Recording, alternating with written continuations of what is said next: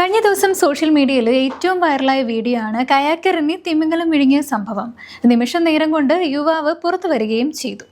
അത്ഭുതകരമായി രക്ഷപ്പെട്ട 23-കാരനായ അഡ്രിയാൻ സിമാൻകസും പിതാവ് ഡെൽ സിമാൻകസും ആ ദുരനുഭവം ഇപ്പോൾ മാധ്യമങ്ങളുമായി പങ്കുവച്ചിരിക്കുകയാണ്. വെനസ്വേല സ്വദേശികളാണ് ഇരുവരും. പിന്നിൽ നിന്ന് എന്തോ ഒന്ന് ശരീരത്തിൽ അടിക്കുകയും ചുറ്റി വരിഞ്ഞ് വെള്ളത്തിൽ മുക്കുകയും ചെയ്തു. കണ്ണുകൾ അടച്ച് വീണ്ടും തുറന്നപ്പോൾ ഇരുട്ട്. ഒരു നിമിഷം എന്തോ ഒന്നിന്റെ വായ്ക്കുള്ളിലാണെന്ന് തിരിച്ചറിഞ്ഞു. വഴുവഴുപ്പുള്ള എന്തോ ഒന്നില് എന്റെ മുഖം ഉരസി. കറുത്ത നീലയും വെളുപ്പ് മാത്രമേ എനിക്ക് കാണാൻ കഴിഞ്ഞുള്ളൂ. എത്ര ആഴത്തിലാണ് ഞാൻ പോയതെന്ന് അറിയില്ല. 2 സെക്കൻഡ് കൊണ്ട് ഞാൻ മുകളിലേക്ക് വന്നു. പക്ഷേ ഒരുപാട് സമയം കുടുങ്ങിയതുപോലെയാണ് തോന്നിയത്.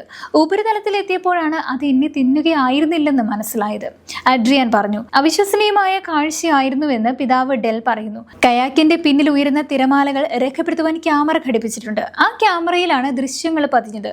ചിലയുടെ തെക്കേയറ്റത്ത് നഗരത്തിന്റെ തീരത്ത് നിന്ന് ഈഗിൾ ബേ കടന്നപ്പോൾ പിന്നിൽ വലിയൊരു ശബ്ദം കേട്ടു. തിരിഞ്ഞു നോക്കിയപ്പോൾ അഡ്രിയാനെ കാണാനില്ല. പെട്ടെന്ന് കടലിൽ നിന്ന് മകൻ മുകളിലേക്ക് ഉയർന്നപ്പോൾ പേടിച്ചു വിറച്ചു. പിന്നീട് ഒരു ശരീരം വെള്ളത്തിൽ കണ്ടു. അപ്പോഴാണ് തിമിംഗലമാണെന്ന് മനസ്സിലായത്. ഉടൻ തന്നെ അവർ തന്റെ കയാക്കിൽ പിടുത്തമിട്ടതോടെ കരയിലേക്ക് തിരിച്ചു. ക്യാമറയിലെ ദൃശ്യങ്ങൾ കണ്ടപ്പോഴാണ് എത്ര വലിയ അപകടമാണെന്ന് മനസ്സിലായതെന്ന് ഡെൽ വ്യക്തമാക്കി.